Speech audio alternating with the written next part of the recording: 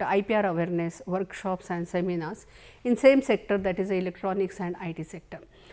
Now, this is again like announced by Ministry of Electronics and Information Technology, and they have launched this scheme to support IPR awareness workshops for sensitizing and disseminating awareness about IPR among various stakeholders, especially in that sector only.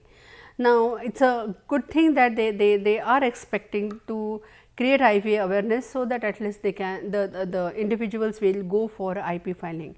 And what kind of support they are giving? They are giving a financial support, and they have made some 3 categories in that, like education institutes, and for educational institutes they are giving a support like 2 lakh.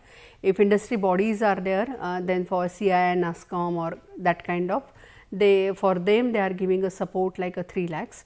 And if MIT society or autonomous bodies are there, they are giving support like 5 lakhs.